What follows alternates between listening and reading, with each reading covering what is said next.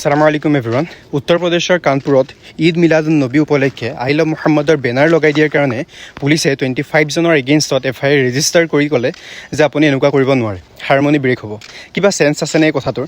আলহামদুলিল্লাহ লাখ লাখ মুছলমানে কেম্পেইন কৰিছে ডিফাৰেণ্ট প্লেটফৰ্মত, ছ'চিয়েল মিডিয়াত, আৰু নকৰিব কিয়? Because faith is not a trend, it's our identity.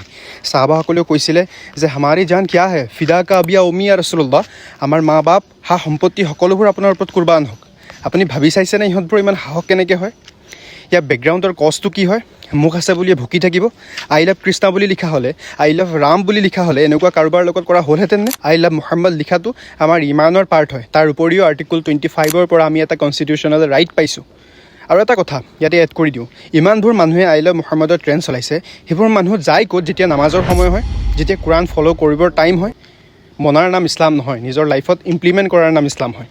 এইবোৰে কাৰণ হয় যাৰ কাৰণে আমাৰ মছজিদবোৰ আজি শ্বহীদ হৈছে, বিৰাণ হৈ আছে। মুছলমানে আজি মছজিদ আবাদ কৰাৰ বাহিৰে বাকী সকলোবোৰ বস্তু আবাদ কৰি আছে। আমি ভাল পোৱাটো অনলি ছ'চিয়েল মিডিয়া প্লেটফৰ্মত দেখালে নহ'ব, আমি ভাল পোৱাটো মছজিদ আবাদ কৰি দেখাব লাগিব।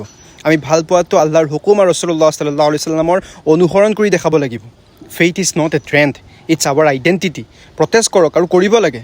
আপুনি কেতিয়াও এজন ট্ৰু মুছলিম হ'ব নোৱাৰে যেতিয়ালৈকে আপোনাৰ নিজৰ জীৱনতকৈও বেছি আপোনাৰ অন্তৰত নবী সাল্লাল্লাহু আলাইহি ওয়াসাল্লামৰ কাৰণে ভাল পোৱা নাথাকে। আপুনি নিজকে নিজৰ কমিউনিটিৰ কাৰণে এনেকুৱাকৈ ষ্ট্ৰং বনাওক যাতে মানুহে ইছলামৰ কথা কোৱাৰ আগত হাজাৰবাৰ ভাবে। নিজৰ পাৰ্চনেলিটি উমৰ বিন খাত্তাব ৰাদিয়াল্লাহু তাআলা আনহুৰ নিচিনা বনাব ট্ৰাই কৰক, যি উমৰ বিন খাত্তাব ৰাদিয়াল্লাহু তাআলা আনহুক শয়তানে যেতিয়া দেখিছিলে পলাই গৈছিলে, আৰু ইহঁতেতো শয়তানৰ চাকৰ হয়।